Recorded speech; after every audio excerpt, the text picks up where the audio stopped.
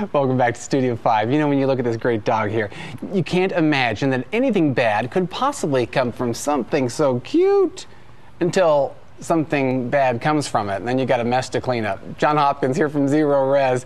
You know, pet stains are a real common thing, and some people don't really know how to clean them up, do they? They don't, and they really are. You know, pets really kind of do several things in our home that we're not really wanting to admit all the time. One is urine problems, one is feces problems, and one is vomit. And on the average, the urine is really the bigger of the three that we really have problems with. But usually at least 2 times a year, a pet will have a problem with the feces and vomiting of some sort.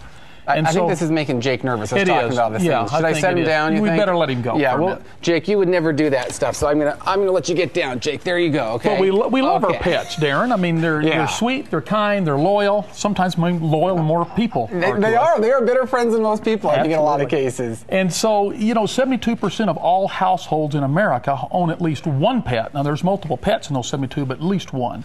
And so there's a lot of issues there. Now, because of that, the people that sell us products have a lot of products on the marketplace to take care of those issues. Not all those products are really great and effective either. Can we show a typical carpet stain here? We'll show an average stain that if you have pets, you might be somewhat familiar with this. This is what it looks like on the top. But can we go underneath here now and see what really is underneath this pet stain? John, what are we looking at here? Well, usually if you have a 6-inch spot on top of the carpet, it will be several feet below the carpet because it spreads horizontally as it's pulled down by gravity. So all that, you see the pad, it's contaminated, and then of course below the pad is the substrate, and it's contaminated also with whatever the problem might be. So if you're cleaning the top, however you're cleaning that, you're not really getting to the whole problem a lot of times. No, absolutely not. The products that you buy out of the grocery store, a lot of times are masking agents, and you know, we smell about 10,000 different odors. I mean, we're pretty good. Yeah. And we only have about 1,000 receptors in our brain to distinguish those 10,000, but we can pick up a lot of things very, very quickly. Well, some of the products out, they just mask those odors, and we think that they're gone away, right? Or if you've had a urine problem and it's dried, the odor goes away.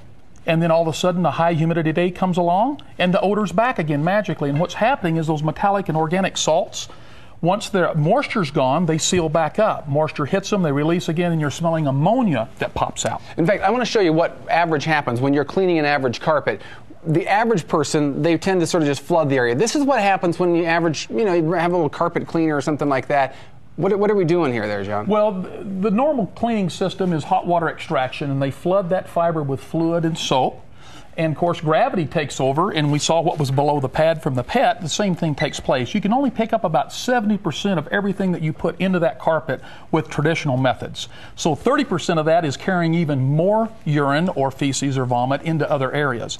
And that happens, it causes great bacterial growth, and that's another problem. Okay, so number one thing is don't flood it with water. Don't just let it pour out. Okay, give me the second violation that people often do when they're cleaning up. Don't use spotting agents. Okay. Spotting agents many times can set it. Now, we have a lot of products in the grocery stores that we can buy for pet stains.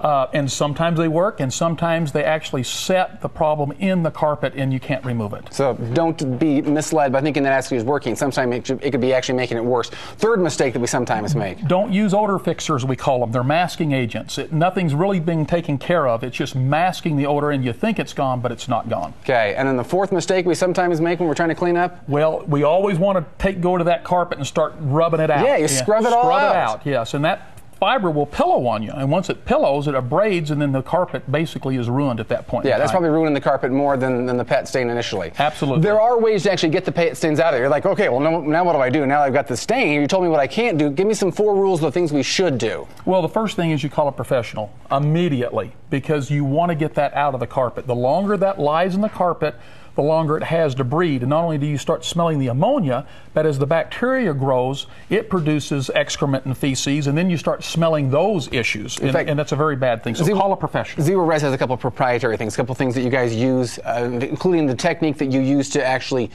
extract some of the stains out of there. I think we have some video of that to show exactly how that's a little different from the other animation that we saw with the carpet cleaning. And how does that actually work differently? Well, we control this fluid, so as we're actually cleaning the tops of the carpet, we have haven't got down to the bottom yet and into the pad, but we actually remove everything that's in that carpet fiber. We control that fluid so nothing is subject to gravity. We pick up 99.9% of everything that we put into the carpet. And you also can then protect the carpet as well on top of that. Yes. So you want to pinpoint the problem, though, because different pets have different areas that they go in. Female dogs, a lot of times, will go right in the middle of the carpet. A male dog wants to find something that he can lift his leg on. Tomcats want to find walls to spray. So you want to find the areas and pinpoint those areas and get a professional out and get the right usage of the right things on that stain or the problemed area. Now, one of the things that you want to use is enzymes. Enzymes are very safe, and there's a lot of enzymes on the market. But in those enzymes that are on the market only have 3 to 5 enzymes, and each one of those enzymes work on a particular type product, so protease and lipase. We, with our technology, have harvested all the known enzymes from all of the known probiotics that are non-pathogenic. So they're not bacterial based, they're very, very safe. So when we put our products on, it gets everything.